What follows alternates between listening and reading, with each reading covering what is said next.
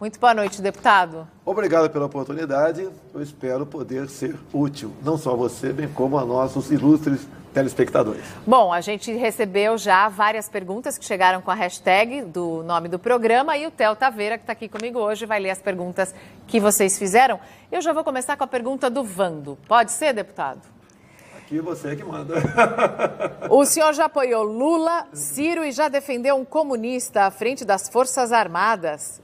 Deve ter sido Aldo Rebelo, né? Como explicar isso para os seus devotos reacionários, diz o Vando? Eu não apoiei. A questão de apenas votar não quer dizer o apoio, ok? Quando você fala em Aldo Rebelo à frente do Ministério da Defesa, ou era ele ou João Pedro Stedley. Você tem que decidir qual seria o menos danoso à força. Mas não conversei com o Lula, nem conversei com ninguém. Foi um apoio assim, meu, junto aos meus colegas. Olha, eu prefiro entre esses dois aqui, dos males, o menor. É isso que aconteceu, né? E a Folha de São Paulo, como me ama, né, potencializa essas questões. Quase um Lula no passado. Ou é Lula ou Serra. Serra também integrou uma ação, um grupo terrorista conhecido como Ação Popular. Você não tem opção. E o Lula era, até aquele momento ali, virgem na questão. A não ser as suas greves ruidosas que ele participou no passado, não tinha as mãos sujas de sangue por parte de grupo terrorista nenhum.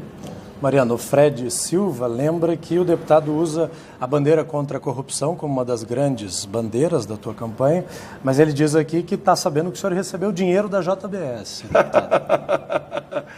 Vamos lá. Não é uma bandeira, né? A questão de combater a corrupção e não ser corrupto não é virtude, é obrigação. O dinheiro da JBS, desde 2014, as empresas depositam no partido o dinheiro e o partido, então, repassa para os candidatos. A JBS, via partido, botou na minha conta 200 mil. 2 dias depois, fiz com que o dinheiro saísse de lá. E exigi do partido o mesmo montante do fundo partidário. Que, afinal de contas, eu agrego, né, por ano, um pouco mais de 2 milhões de reais para o fundo partidário. E pedi, então, o equivalente a 3% no que eu agreguei ao longo de 4 anos. Então, não recebi dinheiro da JBS. Tá, okay? Ele quer saber como o senhor pretende... 1.428 candidatos receberam em 2014. Eu fui um deles, o único que não aceitou esse dinheiro. O senhor é a favor dos 2 bilhões que estão indo para o fundo partidário? Olha, nós votamos a urgência do projeto, eu votei contra a urgência. Depois o projeto foi aprovado por votação simbólica. E o pessoal usa quem votou pela urgência como se estivesse apoiando o projeto. De certa forma, sim. Então, eu me manifestei contra a urgência, contrário os 2 bilhões. Muitos lá dizem que precisa de recurso. Olha, você não é obrigado a ser candidato a nada. Vai ser quem quiser. Eu faço campanha sem dinheiro. É coisa rara, mesmo meu partido, né, nas vezes anteriores, me apoiar com o recurso do fundo partidário. A minha campanha, hoje em dia, nas mídias sociais, fui mais votado no Rio de Janeiro, elegi um filho em São Paulo também, nas mídias sociais, com 82 mil votos, que é carioca, okay?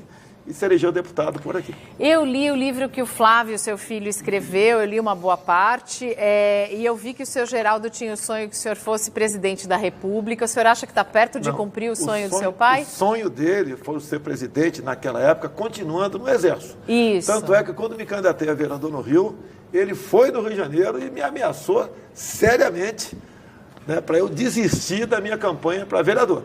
Foi a primeira vez que eu me omiti perante meu pai. Não menti, me omiti. Falei que ia pensar, mas já estava decidido. Okay? E resolvi me candidatar a vereador e tive sucesso, uma campanha bastante conturbada, em 1988, né? Mas fui mais votado do então Partido Democrata Cristão. O senhor tem essa polêmica lhe favorece, né? O senhor cresce, quando bate, cresce. Mariana, não é polêmica, é você enfrentar qualquer assunto. Você pode ver, eu não faço, eu não ligo para você e falo, tais assuntos, por favor, não toque, senão eu não vou.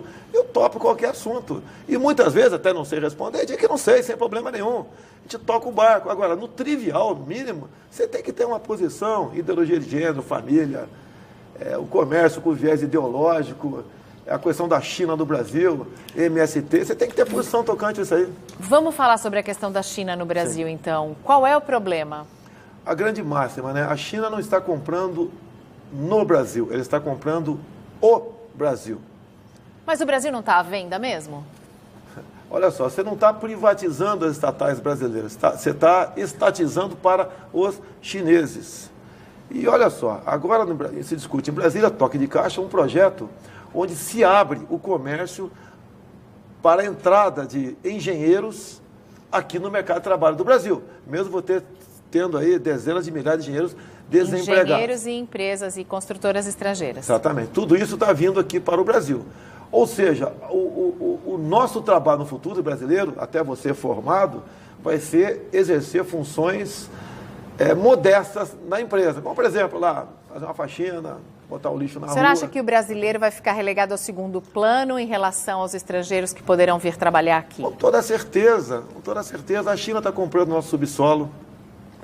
Mas o subsolo nem está à venda? Está sim, por concessão. Niquelândia já é da China. Catalão, que tem o nióbio, também está praticamente acertado com a China. A China explora o rejeito que é a magnetita de uma mineradora em Cajati, aqui no Vale do Ribeira. A China, eu não tenho como comprovar essa agora, mas pelo que eu levantei, em parte decide aí a ampliação de reservas indígenas em Miracatu, aqui do lado, que dizem que é a área mais pobre de São Paulo, no Vale do Ribeira. Não é não.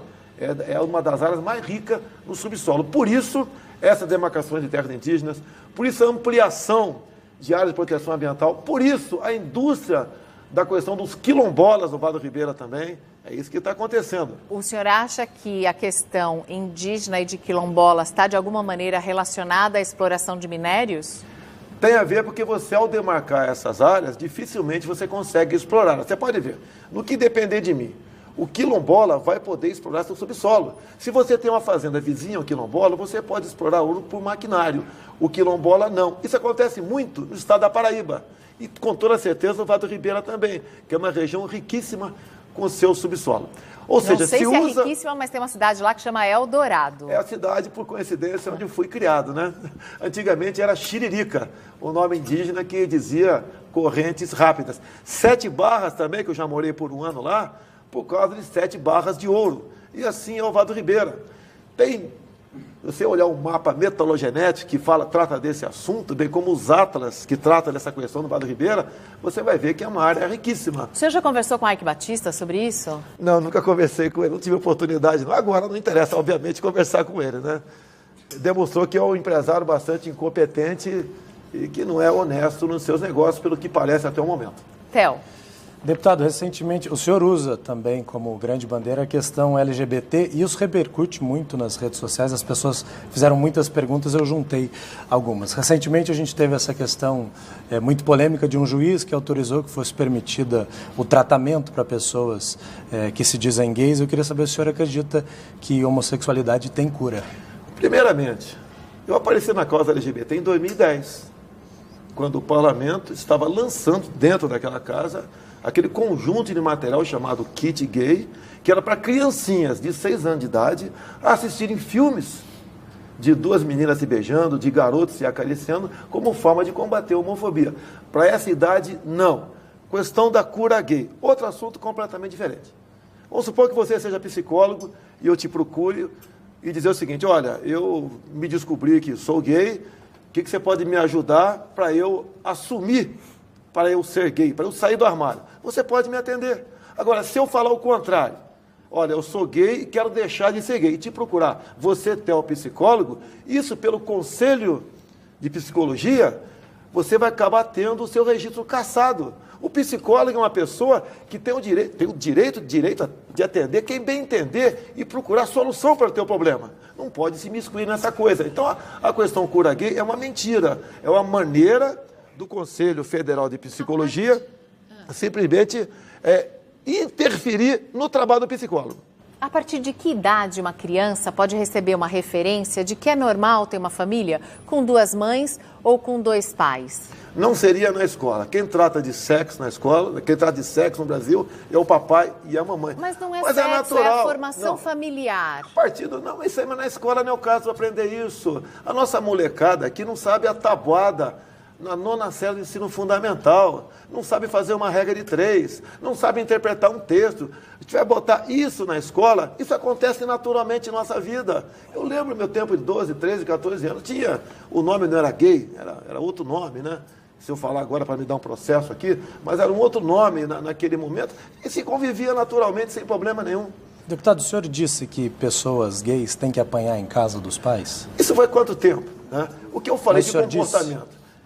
Olha só, naquela briga contra o tal do kit gay, teve muita bala perdida da minha parte. E eu cheguei a falar isso, sim, né, em dado programa de televisão, extrapolei, tudo bem, aconteceu, está aí. Não tem como voltar atrás nessa questão. Mas se pudesse voltar, voltaria. Você pode ver. Quando uma criança... Mas voltaria por quê? Eu não falaria isso. Tá? Mas porque não acredita olha só, ou com medo da repercussão? Olha só. Pô, se a pessoa não nasce menino nem nasce menina, como é que o pessoal diz que nasce gay? Há uma contradição por parte do movimento LGBT. A maioria dos gays são simpáticos a mim e, digo mais, votam em mim. O que eu falei nesse momento, que teve essa bala perdida, aí foi o seguinte: se uma criança está com comportamento agressivo, chuta a canela do pai, cospe na cara da mãe, chega a um ponto que você é obrigado a tomar uma medida que vai além da normalidade. Quem sabe dá uns tapas na bunda do moleque. E daí eu falei, nesse momento, caso o comportamento do menino seja ao contrário, excessivamente delegado, talvez o mesmo remédio cure o garoto, ou lhe dê um novo comportamento. Mas isso daí eu acho que é um assunto ultrapassado já me desculpei com quem de direito ali, e tudo bem. E toca o barco aí. Toca o barco aí, até porque o senhor disse uma vez que sempre teve uma boa relação, por exemplo, com o deputado Clodovil, né? O falecido Clodovil. Boa não, excelente. Inclusive, eu fiquei sabendo do caso dele, né? Teve um câncer de próstata, e quando ele tomou posse em Brasília, eu fui no gabinete. A ideia era de um colega que ocupava a cadeira do Conselho Federal de Urologia, doutor José Carlos, e procurei o Clodovil para ele ser o autor de um projeto que eu ia apresentar no tocante. Nós criamos uma semana anual da saúde masculina, porque o homem é relaxado. Mariana, você sabia que por ano, no Brasil, temos 1000 amputações de pênis por falta de água e sabão? Então eu procurei o Clodovil. No momento ele desconfiou de mim, é lógico, né? Cheguei em Brasília, tem que desconfiar dos parlamentares, a nossa fama não é boa, né? Mas em função disso, desse contato, ele não aceitou ser o autor do projeto, depois eu apresentei o projeto, está no Senado, e fiz uma boa relação com ele. Inclusive tem uma parte meu, se quem quiser procurar na internet, que eu fiz o pronunciamento dele, que ele ficou maravilhado, gostou. E eu não queria deixar passar em branco o posicionamento de Vossa Excelência, que há uma certa discriminação, sim, em apartear Vossa Excelência. Alguns têm vergonha ou simplesmente fazem algumas piadinhas, mas eu respeito a sua pureza, a sua inocência.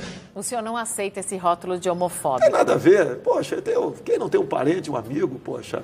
Eu todo dia recebo mensagem no meu WhatsApp aqui de pessoas falando, eu sou gay, eu sou não sei o quê, e estou contigo. Que, afinal de contas, eu costumo dizer, não adianta você ser hétero, né, ou ser gay. Você não vai ser feliz nunca, não vai honrar de felicidade nunca, se não tiver uma economia ajustada, não tiver um emprego e não tiver como você conviver pacificamente aqui no nosso Brasil. O senhor está falando de economia, o Marcelo Filho quer saber qual é a sua opinião sobre o tripé macroeconômico. Olha só, quem vai falar de economia por mim é a minha equipe econômica no futuro. O senhor já está montando uma equipe? Pensando, porque olha só, por exemplo, pensando em alguns nomes. Como o pessoal exige de mim a questão de entendimento em economia, então teria que exigir entendimento em medicina. Eu vou indicar o ministro da Saúde, que tem um entendimento de questão de Forças Armadas, vou indicar o ministro da Defesa, tem entendimento sobre, por exemplo, a questão da agropecuária, vou indicar o ministro da Agricultura. Então, um exagero nessa parte aí. Você pode ver, dos 5 presidentes militares, qual deles eram formados em economia? Nenhum. E trouxeram o Brasil da 49ª para a 8ª economia no mundo. Oi? Não, eles deixaram o Brasil com muita inflação, fizeram a dívida externa do tamanho que ficou. Não, a dívida externa foi de... Agora, mesmo com a dívida externa que era grande para aquela época... Tinha inflação, no governo militar não, tinha inflação. No final teve inflação grande do governo Figueiredo, tá? Mas, olhe a infraestrutura deixada por eles. Inclusive nas telecomunicações. Tá? Rodovias... portos, aeroportos, a integração da Amazônia, mesmo com os problemas da Transamazônica, o que ficou de legado para nós, porque a nossa Amazônia estava condenada a ser perdida. Se nós não investíssemos na Zona Franca de Manaus, que foi com o Castelo Branco, tá, os territórios criados, então teve muita coisa boa. Não podemos apenas pensar as coisas ruins, que todo governo, até em casa, Mariana, nós temos nossos problemas. Quem dirá governando um país. E olha, essa conversa toda agora me deu muita sede, então é hora de tomar minha aquíssima, muito levinha e refrescante. Experimente você também. O Samuel Ramos pergunta o seguinte: em alguns países desenvolvidos, a droga vem sendo liberada, Estados Unidos, por exemplo. Qual vai ser sua política e se vai ser essa mesma política liberal em relação às drogas aqui no Brasil? Olha, eu tenho que ter uma referência. Vamos perguntar para qualquer pai se ele é favorável a liberar as drogas. Eu acho que 99% são contra, até porque ela vai chegar nas escolas. Um dos últimos países a liberar foi aqui o nosso Uruguai, aqui embaixo. Já há uma preocupação porque aumentou o consumo. E outra, aqui na América Latina, Peru liberou o consumo medicinal da maconha também, além da Uruguai. Não, medicinal é uma coisa, para recreativo é outra. Ah, entendi. O senhor é a favor do uso medicinal dos remédios à base de cannabis? Você usa, por exemplo, certas drogas em combate. A morfina, por exemplo, aliviar uma dor. Tá? Agora, a preocupação do pessoal é que mesmo após a liberação do uso medicinal, simplesmente ela sair de controle. O uso recreativo, o senhor é contrário? Eu sou contrário. Eu não sou favorável a você punir o usuário. Eu tenho que punir com muito rigor o traficante. Olha, tem uma pergunta aqui do menino da Vila. Eu vou fazer depois do intervalo, porque é uma pergunta, é uma piadinha. Ele quer saber se o senhor ainda acha que Uberlândia é em São Paulo. Depois do intervalo, menino da Vila.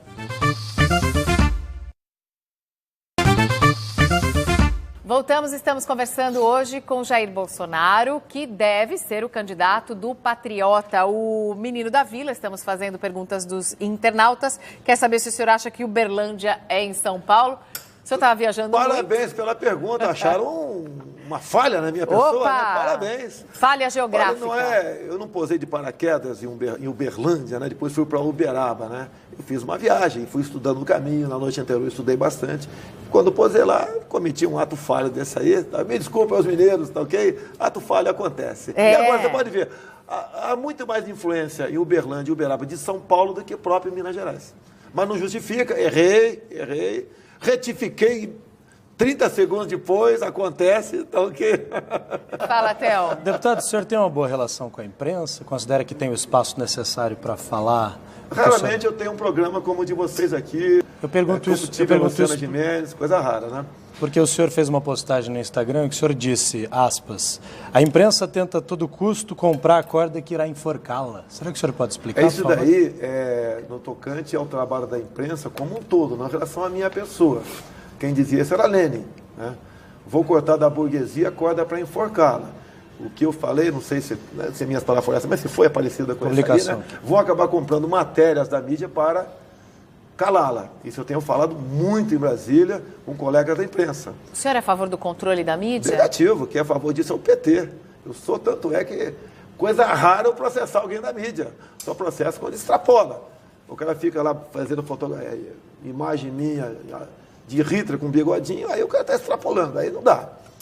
Afinal de contas, a questão do nazismo é uma coisa séria. Talvez, vamos pensar numa possibilidade. Talvez, entre alguns neonazistas, existam aqueles que apoiem o senhor ou que gostem das suas propostas. O que o senhor diria para essas pessoas? Olha, não vou encontrar eco em mim nas propostas dele de jeito nenhum.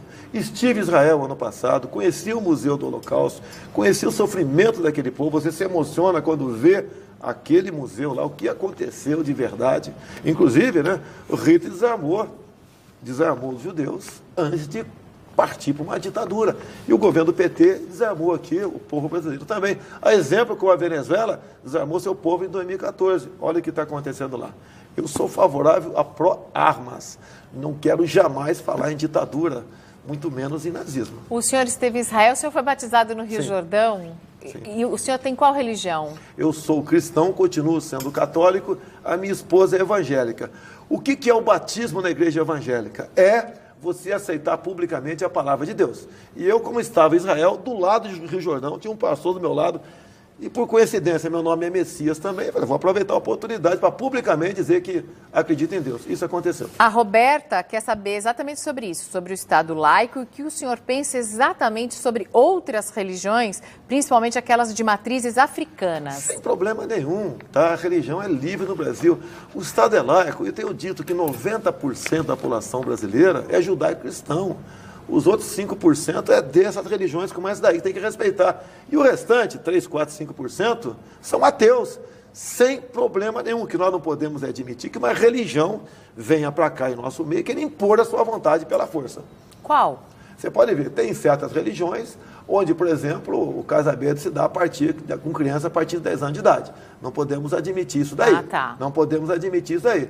Uns querem botar certas religiões aqui, porque no seu país não admite o cristianismo. Então, isso você tem que botar um pé atrás. Não podemos ter problema religioso em nosso Brasil. Terreiros estão sendo vítimas de depredação mesmo, de intolerância religiosa. Não, pura intolerância religiosa. Muitas vezes quem pratica isso não tem nada a ver com religião. Não tem nada a ver. Agora não podemos, como por exemplo... muitas vezes tem exatamente a ver com religião. Mas você pode ver, tem o xiita em tudo quanto é lugar. Pode ser católico, pode ser evangélico, um elemento que está lá, ele é evangélico, ele é católico, ele tem uma religião qualquer e quer se impor pela força. Agora não podemos criminalizar todo o segmento evangélico ou católico por causa disso. Theo. E pau nesse cara que está fazendo essa besteira aí. Deputado, o senhor teve uma emenda aprovada em 2015, a gente falou sobre isso agora há pouco, para impressão de recibos nas urnas. Agora o senhor está enfrentando alguma dificuldade no TSE.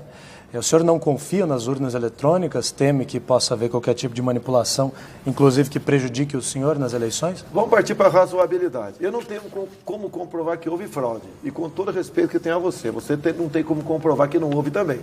Que seja você o maior especialista em informática do mundo. Só a Venezuela adota isso daí, mas ninguém adota, nem os Estados Unidos. Tá? A Argentina mesmo, tá? Na penúltima eleição, uma pouquíssima parcela foi o voto eletrônico ainda. O Paraguai também vetou isso aí. Por que o Brasil vai assumir isso daí? Eu tenho convicção que o sistema fará seu sucessor o ano que vem, caso nós não tenhamos como auditar os votos no Brasil.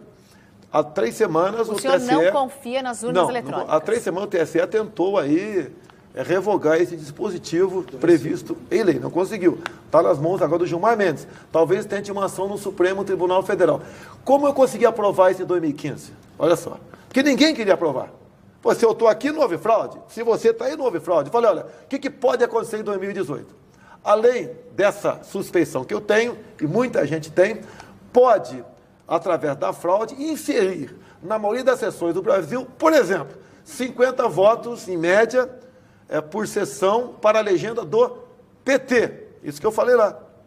Como tese, hipótese. Em função disso, eu consegui aprovar o voto impresso e depois, como a Dilma vetou, derrubarmos o veto do voto impresso também. O Protógenes Queiroz, fiz uma entrevista com ele, o ex-delegado da Polícia Federal, ele também não confia muito nas urnas eletrônicas. Ele tem a sua tese, né?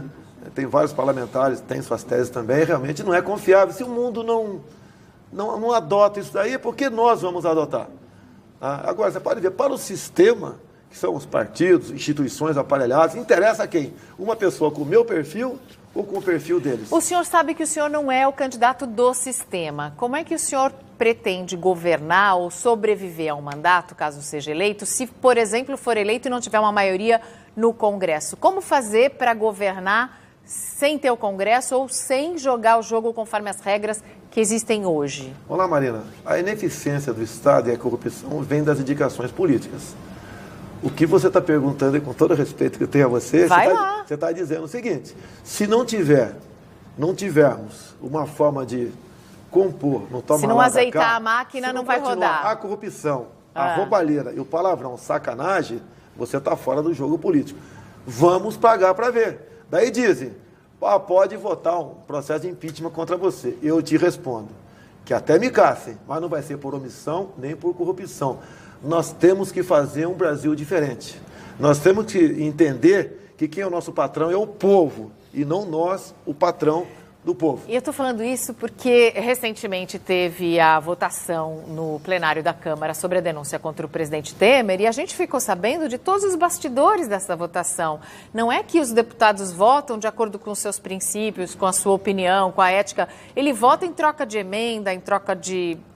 Sim. Aí não dá, né? Até como falo em parlamentarismo, né? Como é que seria o primeiro-ministro indicado pelo parlamento que ia ser comprado, como, no meu entendimento, foi comprado nos 2 casos Temer. Ok? Agora temos que tentar... O senhor votou pelo prosseguimento da denúncia? Sim, eu sempre votei porque eu entendo que tem provas contra ele, né? Até os atos, uma mala de 500 mil, E como funciona? A mala de 500 mil que estava com o Rodrigo Rocha Loures, o senhor acha que incrimina o Temer só pela amizade? Não é só pela amizade, né? É o contato deles, o relacionamento. Então tem indícios fortíssimos que aquela mala tem, no mínimo, aí 9 dedos do Temer nela. Deputado, 9? Como 9? Deixa um para uma suspeição, né? Achei que estivesse falando do Lula. Né? Não. Deputado, Eu quero o Lula não preso, eu quero o Lula julgado. Pelas urnas ou pela justiça? Não, pelas urnas não, quero julgado. A nossa justiça não pode continuar sendo tão morosa como é. Não pode. Não queremos celeridade a ponto que atrapalhe o direito ao contraditório, né?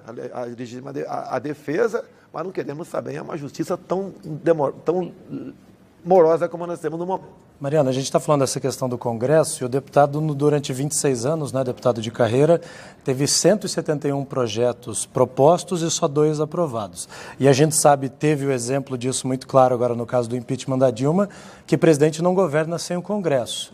Como é que o senhor pretende passar a ter um pouco mais ali de intimidade, se é que dá para dizer assim, e conseguir mais apoio dos seus colegas no Congresso, caso seja eleito presidente? Olha, o que acontece? O que o parlamentar geralmente está de olho? Nas suas emendas individuais, em torno de 14 milhões por ano.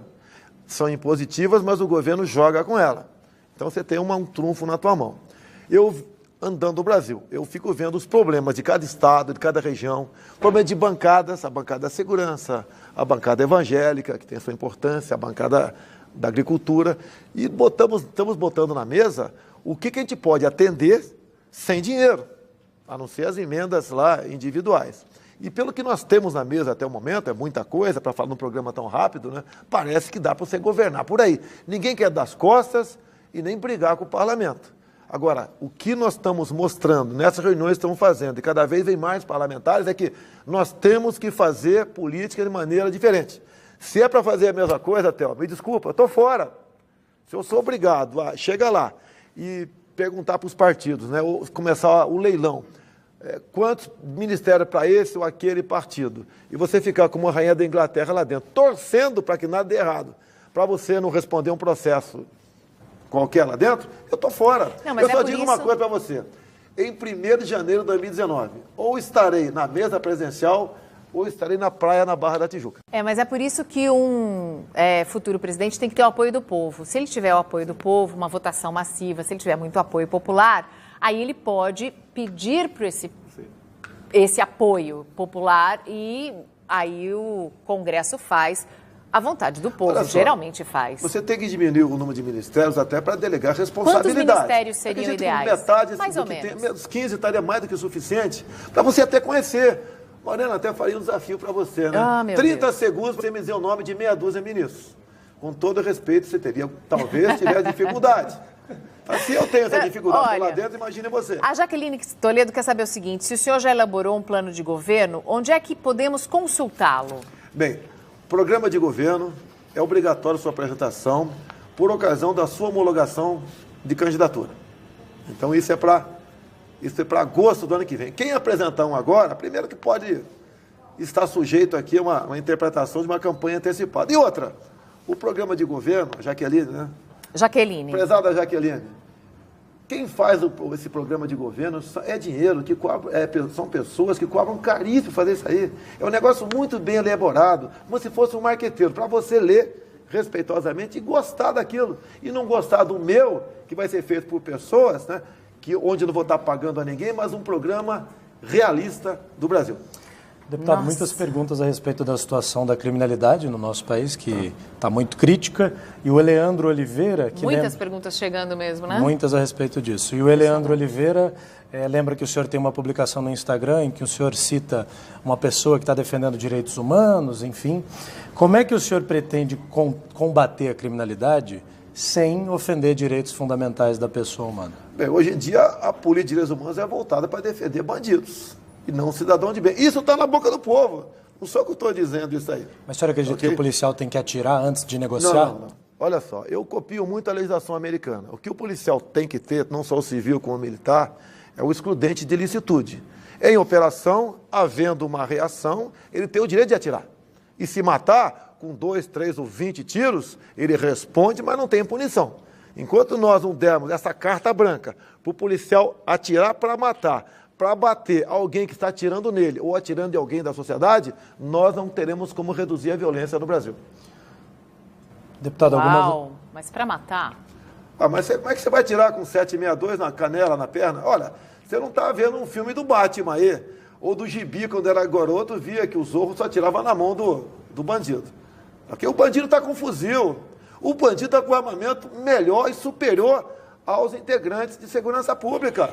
E depois que você começar a matar esses caras, você vai atirar, você vai matar. Até tiro de raspão, de fuzil, você pode matar uma pessoa, eles vão começar a respeitar o policial. Vão parar, vão botar a mão na cabeça, a mão na parede, e vai pensar 2 vezes antes de seguir. Vai ser um respeito pela força. Mas tem que ser. Estou perguntando só estou perguntando, quero ouvir mais. O ser humano só respeita o que teme. O que faz você, em relação de igualdade comigo? É um coach na tua cintura. Por exemplo, fala a lei de feminicídio. Você acha que a maioria das mulheres prefere ter um papelzinho, lei do feminicídio, ou uma pistola em casa, para reagir a uma possível invasão de alguém que vai agredi-la? Mais de 90% das mulheres dizem que preferem uma pistola dentro de casa. Então vamos atender à vontade popular. A arma de fogo, uma coisa importante também, muito mais do que defender a tua vida, defende a sociedade de um pretenso ditador, ou seja, defende a liberdade de um povo.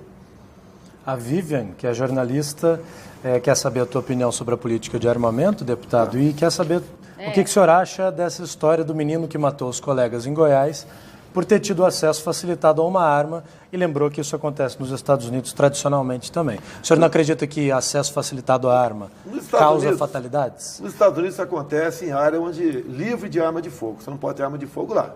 Tanto é que esses ditos malucos não entram num quartel dos Marines e abre fogo. Ele vai para um local, numa faculdade, numa escola, num evento público onde é proibido arma de fogo. Esse moleque podia ter pego a chave do carro do pai e atropelado dezenas de pessoas. Dentro da escola?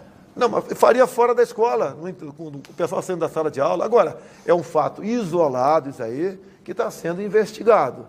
Eu seria leviano emitir um juízo de valor nesse exato momento aqui. Nos Estados Unidos, tinha um maluco com 47 armas, com fuzis, com metralhadoras. Como deveria ser a legislação aqui no Brasil para permitir uma arma em casa? Deveria haver restrições, eu imagino. Ou você era a favor que seja como lá? Exatamente igual aos Estados Unidos. Sério? Eu atirei agora nos Estados Unidos com uma pistola .50. Que maravilha. Tá? Não, uma pistola, não estou falando daquele... Mas aquele maluco de Las Vegas metralhando as pessoas no show. Você pode, no máximo, usar 2 armas, uma em cada mão. Se você tem 50, 200, 1.000, ou 2 é a mesma coisa. Tá bom. Outra coisa, quando você fala em fazenda, o sul do Pará agora virou inferno. O estado de Mato Grosso do Sul também, invasões, índios e MST. Você vê imagens que eu tenho, tá, de torre de transmissão de energia no Pará, onde tem 200 pneus embaixo. Ou seja, o MST está pronto para parar o Brasil, através de o quê? Entre outras coisas, simplesmente cortar a linha de transmissão. É isso que acontece no Brasil. E o fazendeiro, que depender de mim, terá fuzil em sua propriedade. Por quê? A propriedade privada é sagrada. Você precisa ver a desgraça que é o fazendeiro tendo sua propriedade invadida, onde seus bens são queimados, o pessoal abate teu gado, muitas vezes faz maldade com sua família. E como é que você pode impedir isso aí? A propriedade é privada, assim como eu não posso entrar no teu apartamento, eu não posso entrar na fazenda do outro cara. Esse fazendeiro tem que ter fuzil e mais, ao reagir a uma invasão, entrar no excludente de ilicitude. Responde, mas não tem punição. Acabaremos com as invasões de terra no Brasil. Essa questão da terra também é bastante delicada. O senhor falou do MST, mas o senhor também citou indígenas. O MST usa os índios, tem usado em Mato Grosso do Sul. Temos mais de 100 fazendas invadidas em Mato Grosso do Sul. Mas inclusive, aí os índios não são os naturais donos da terra? Então vamos entregar a Barra da Tijuca, vou entregar aqui Santos, entrega tudo. A área maior que a região sudeste está na mão dos indígenas. Você pode ver em Mato Grosso do Sul, tem 5 fazendeiros presos. Numa dessas invasões, houve tiros e acabou morrendo o índio. Quem matou esse índio? Eu não sei. Talvez os próprios do MST matam o índio e botam na conta do fazendeiro. Nós estamos acabando com a agricultura no Brasil, com essas medidas contra os fazendeiros. E mais ainda, agravado agora com com essa questão chamada trabalho escravo. Qualquer coisa na fazenda é trabalho escravo. Pena, expropriação do imóvel. Peraí. O senhor é contra ou a favor da portaria editada pelo presidente Michel Temer, que altera as regras para definir o que é ou não trabalho escravo? Bem, a emenda constitucional 81 diz lá que o trabalho escravo praticado em área rural ou urbana, é você no teu apartamento aí, a pena é expropriação do imóvel. E muito juiz entende que o trabalho análogo à escravidão é equiparado ao escravo e a pena é a mesma. No teu apartamento, a falta de ventilador de teto, naquela pessoa que te ajuda em casa, ventilação inadequada, a sua pena é expropriação do imóvel com máquina de lavar roupa, geladeira, bicicleta, ferro. É isso que acontece. É trabalho análogo à escravidão. Tem local Mas isso não quer dizer que no trabalho do campo as pessoas poderiam, os grandes fazendeiros ricos, milionários, que compram equipamentos de milhões, eles não poderiam pôr um alojamento limpo e digno para as pessoas trabalharem? Olha só, tem frente de trabalho que daí dignas. 50 quilômetros mata dentro. Você não tem como todo dia vir e voltar de carro dá 4 horas de viagem. Então dorme lá. Em consequência, a fiscalização do Ministério Público do Trabalho, ao chegar lá, multa e autua com o trabalho análogo à escravidão. É isso que vem acontecendo. Qualquer coisa no campo, multa altíssima. E estão multando por drone agora também. Por drone? Por drone também. Você sabe quem é o primeiro? Quando você entra com recurso contra uma multa, quem é que vai analisar essa multa? É o cara que te multou. Existe, inclusive, punição, acredite, Mariana, por ato tendente. E tem que mudar isso daí. Você pega uma foice, bota nas tuas costas e passa perto de uma área de proteção ambiental para você trabalhar lá na frente. Você é multada por ato tendente. Como tem pescadores na Baía de Angra, que eu conheço muito, humildes, que tem um barquinho ali de 15, 20 pés, com motorzinho de popa, que ao passar por uma área de proteção ambiental, tá, ele é multado por ato tendente por ter uma rede. Só porque ele passou. Por ter uma rede. Ele vai pescar em outro lugar. Multas que chegam a 150, 200 mil reais. É um crime o que fazem com o trabalhador, com o produtor rural, com o pescador artesanal, com todo o Brasil. E essa maldade vai chegar na área urbana, porque a emenda constitucional 81 diz que na área urbana se aplica a mesma coisa do trabalho análogo ou escravidão. Voltando à entrevista com Jair Bolsonaro, no nosso especial Presidenciáveis aqui no Mariana Godoy Entrevista, a pergunta é do Miguel Martins: para onde o senhor encaminhou as emendas a que tem direito na Câmara nos últimos 4 anos? Olha, eu te dou nos últimos 10 anos, né? Mudou um pouquinho, que era uma emenda, o montante era para qualquer lugar, e agora foi repartido. Metade SUS, 7 milhões SUS, e 7 milhões onde, a princípio, você bota onde você bem entender. No corrente ano, você acha na minha página na internet. Eu sempre divulguei isso daí. Dos 7 milhões do SUS, tá? Mais ou menos o seguinte, pode ser que erre um pequeno número. Mas, por exemplo, 1 milhão para o Hospital do Câncer de Barretos, até inspirado no Sérgio Reis, e no meu filho, que é deputado por São Paulo. E alguém pode falar, pô, o cara é do Rio, mandando emenda para São Paulo. É para o Hospital do Câncer de Barretos, atende o Brasil todo. É verdade. Tá? 2 milhões e meio para a Marinha e para a Aeronáutica, no SUS também, para atender operações ribeirinhas da região amazônica. Não tenho voto nenhum lá, tá? Para o Hospital do Câncer, o INCA, no Rio também, a BBR, Rio de Janeiro, a Rede Sara também, o SUS. No outro tocante ali, os 7 milhões, mais de 90%. Forças Armadas. Mariano, o Heitor Murilo pergunta: se não pudesse se candidatar, deputado, quem apoiaria? E eu vou colocar um agravante: não vale branco nem nulo. Tá. Olha, o quadro que está aí, eu não apoio ninguém, desde que se apresenta por aí. Tá certo? Joaquim Barbosa. Eu tenho o meu filho que pode, mais velho, que pode vir candidato no meu lugar. Meu julgamento no Supremo Tribunal Federal é político. Ignorar o artigo 53 da Constituição. Valeu para Aécio Neves. Para mim não valeu. Então a gente pode esperar um filho de Jair Bolsonaro como candidato nessa eleição? Pode ser que aconteça, sim. Se porventura eu for condenado no Supremo por estar defendendo as mulheres, e ao reagir a uma acusação de estuprador por parte de uma deputada, e ela que deveria se transformar em ré, e não eu, o julgamento político do Supremo Tribunal Federal. E eles estão correndo com essa ação. Tá? Talvez isso venha a acontecer. Sim, julgamento político. Afinal de contas, o artigo 53 diz que eu sou inviolável por quaisquer palavras, opiniões e votos. E não agora o que alguns do Supremo acham que deve acontecer. Eu acredito no Supremo até os 45 do segundo tempo. Pela primeira vez, Apesar de várias jurisprudências ao contrário, podemos ter um parlamentar julgado ignorante do artigo 53 da nossa Constituição. Agora, o Rivaldo Moraes pergunta por que o senhor foi investigado pelo Exército.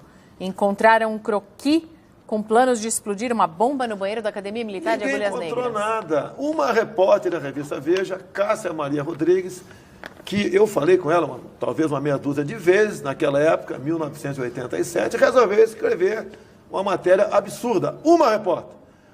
Graças a Deus eu fui julgado pelo Superior Tribunal Militar e o processo foi arquivado. E naquela época, Mariana, nós tínhamos acabado de deixar a presidência da República, Figueiredo, e havia uma polarização entre eu e o Lamarca.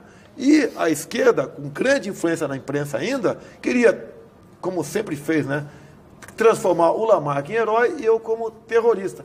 Perderam. Como a Veja da última semana agora, da penúltima semana, diz que esse processo ainda está em discussão no Supremo, de 1987. Não tem cabimento isso daí, ok?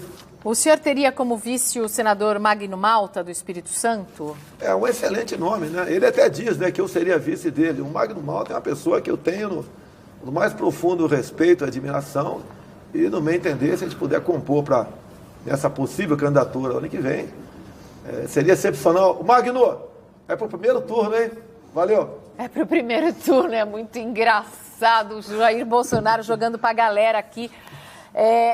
O site O Antagonista, peguei um tweet deles, porque eles dizem que pelo Instituto Paraná Pesquisas, o senhor já aparece em primeiro lugar em Santa Catarina, com quase 25%, e Lula com menos de 20% em Santa Catarina. O senhor acompanha as pesquisas, acompanha a Datafolha, acompanha a leitura dessas pesquisas? Olha, eu acredito, né, num instituto chamado Paraná Pesquisas. Acredito porque bate realmente com o que eu tenho andado pelo Brasil. O Paraná também me deu há pouco tempo primeiro lugar no DF. Em Minas Gerais, entre a garotada de 16 e 24 anos, eu tenho 30% de intenção de voz, também estou em primeiro lugar. Completamente ao contrário do Datafolha. O Datafolha coloca o senhor com a maior rejeição, a segunda maior rejeição depois do Lula. O Lula com 42% de rejeição, Bolsonaro com 33%. Mas coloca o senhor em segundo em quase todos os cenários.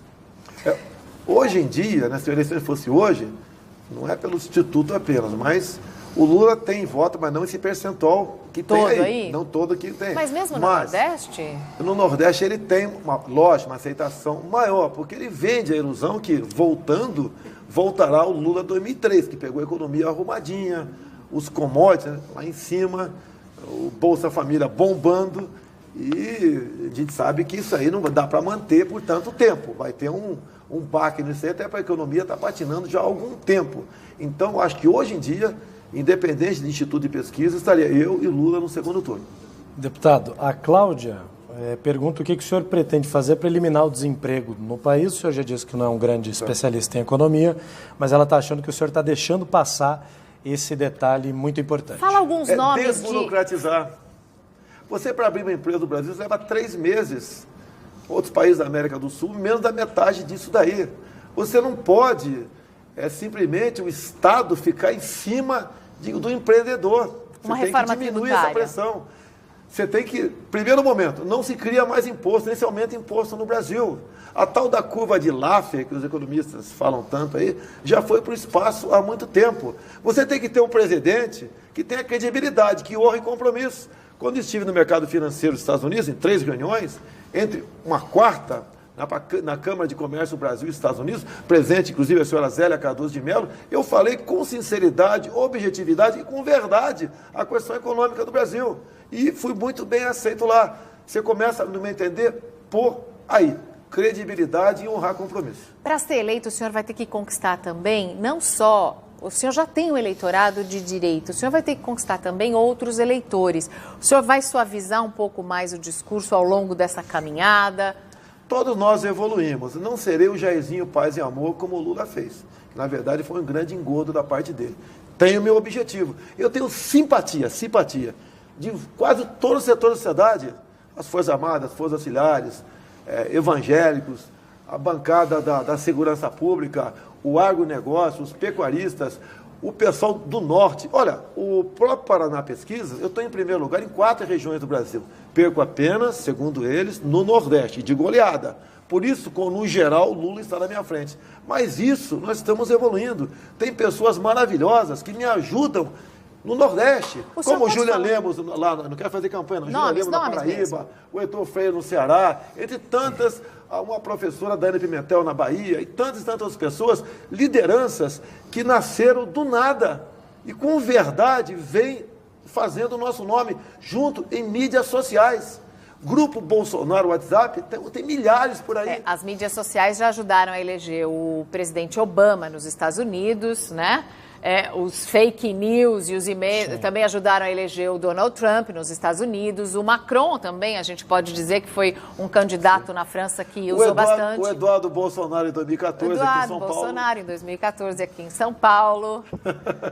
E o deputado é hoje o segundo candidato atrás só do Dória que mais cresce proporcionalmente. Com seguidores no Instagram e no Facebook. Em relação ao que o senhor analisa as pesquisas, em relação a Dória e Alckmin, o senhor tem um desempenho melhor contra o Alckmin, né? Para o Dória, o senhor perderia, assim, alguma... Que o Dória é novo, então ele é uma novidade ainda. Agora, no PSDB, o Dória, como é um pato novo, no meu entender, nunca vai conseguir uma legenda para disputar a presidência. A não ser que o Alckmin saia de combate, daí pode ser que haja essa possibilidade. No mais, boa sorte ao Dória aí, tá ok? Ou ao Alckmin, né? Ou ao Alckmin, sem problema nenhum. Você pode ver, há 2 anos, uma pesquisa aqui em São Paulo, o Alckmin, o Dória não estava no par ainda, né? Era um movimento de rua que estava ocorrendo. Aí fizeram 3 simulações. O Serra, depois o Alckmin e depois o Aécio, né? Eu perdi para todos por diferença de aproximadamente 4 pontos apenas. E olha que eu sou um deputado pelo Rio, né? Se bem que aos poucos o pessoal vai descobrindo que eu sou paulista. Agora, qual seria o papel do Alexandre Frota no seu governo? O Frota é uma pessoa que eu conheço a vida dele há algum tempo, né, pública, né? E há alguns anos o Frota deu uma redirecionada, vamos assim dizer. E é uma pessoa que tem me ajudado muito com conversa, bate-papo, o entendimento da classe artística, qual artista deve valorizar ou não. Até uma coisa ao contrário que ele fazia no passado, na questão de conservadorismo. Ele bateu muito na questão lá de ocorrido na exposição lá, patrocinada pelo Santander, lá em Porto Alegre, no museu aqui em São Paulo também. Então ele tem uma vida, hoje em dia, muito semelhante à minha. Ele é bem-vindo e eu quase estou chamando ele de meu irmão. Meu irmão é melhor que ministro, né? Deputado, algumas opiniões do senhor têm repercutido muito internacionalmente, né? Recentemente o senhor recebeu visitas aí do Stephen Fry, Ellen Page também entrevistou o senhor, tudo em inglês. O senhor acredita, e todos eles meio bravos com o senhor, eu assisti as entrevistas. O senhor acredita que as suas opiniões meio radicais, caso o senhor seja eleito, podem nos prejudicar com relação à imagem internacional? 2 pessoas do mundo LGBT que você citou aí. Sim, mas são pessoas influentes que encontram o espelho em outra opinião. A Ellen Page, né, no meio do resumo que ela fez, ela termina o resumo sorrindo, me cumprimentando sorrindo. Mas ela diz depois... É uma menina educada, deputado. Não, sorrindo. E ela diz depois que por 2 horas foi massacrada em meu gabinete. Tá? Se eu te massacro aqui agora, você não vai terminar uma entrevista sorrindo. Você pode até apertar minha mão, mas com a cara meio sisuda. Então essa é todo mundo LGBT. Esse ativismo está ficando para trás. No tocante ao comércio com o mundo todo, eu tenho dito, né?